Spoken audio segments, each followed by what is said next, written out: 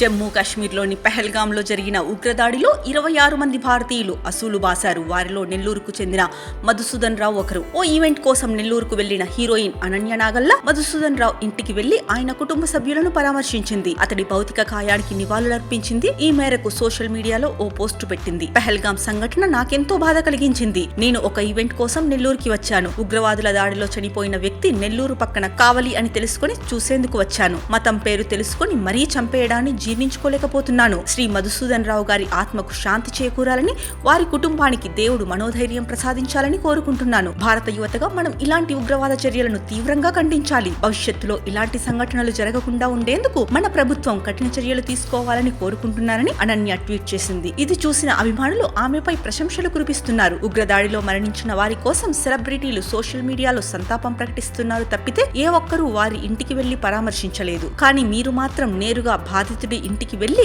ఆయన భౌతిక కాయానికి నివాళులు అర్పించారు. మీరు నిజమైన హీరోయిన్ అని కామెంట్లు చేస్తున్నారు. కాగా అనన్య నాగల్లా గతంలోనూ తన మంచి మనసును చాటుకుంది. తెలుగు రాష్ట్రాల్లో వరదలు సంభవించినప్పుడు ప్రభుత్వానికి విరాళాలు అందించి ప్రశంసలు అందుకుంది. అనన్య నాగల్లా తెలుగమ్మాయి. ఖమ్మం జిల్లా సత్తుపల్లి తన స్వగ్రామం. నటనపై ఆసక్తితో ఉద్యోగాన్ని వదిలేసి షార్ట్ ఫిల్మ్స్ లో నటించింది. షాదీ అనే లఘు చిత్రం తనకు బాగా పేరు తెచ్చిపెట్టింది. 2019లో మల్లేశం సినిమాతో వెండితెరకు పరిచయమైంది. ప్లేబ్యాక్, వకీల్ సాబ్, మల్లీ పెళ్లి, తంత్ర, పొట్టేల్, శ్రీకాకుళం, షెర్లాక్ హోమ్స్ వంటి పలు చిత్రాలతో అలరించింది. బహిష్కరణ అనే వెబ్ సిరీస్ కూడా చేసింది.